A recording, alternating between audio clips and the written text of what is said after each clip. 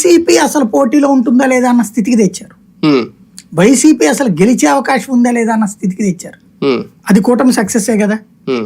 అలాగే పవన్ కళ్యాణ్ అసలు జనసేన పరిస్థితి ఏంటి అన్నటువంటి దశ నుంచి జనసేన ఇప్పుడు డబుల్ డిజిట్ సీట్ల స్థాయికి వచ్చింది. అలాగే భారతీయ జనతా పార్టీకి ఉనికి ఉంటుందా రాష్ట్రంలో అన్నటువంటి స్టేజ్ నుంచి అసెంబ్లీ పార్లమెంట్ 2 చోట్ల బీజేపీ ప్రాతినిధ్యం దశకు వచ్చింది. ఈ 3 సక్సెసే కదా. 0 నుంచి లెక్కేసుకుంటే 23 నుంచి టీడీపీ పుంజుకుంది, 1 నుంచి జనసేన పుంజుకుంది, 0 నుంచి భారతీయ జనతా పార్టీ పుంజుకుంది. ఈ 3 సక్సెసే కదా. 3 కలవడం వలన వచ్చేటటువంటి సక్సెస్ ని అవతల జగన్ కంట్రోల్ చేసే ప్రయత్నం చేశాడు. సంక్షేమ పథకాల రూపంలోన లేకపోతే కనుక బీసీలకు ఇవ్వడం ద్వారా కానీ ఇవన్నీ.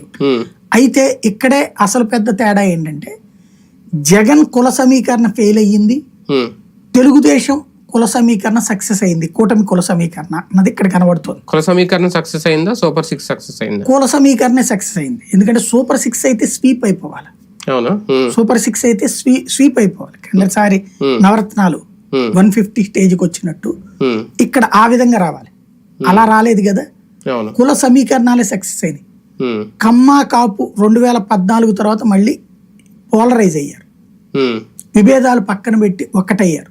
అసలు 2014 కూడా పక్కన పెట్టండి.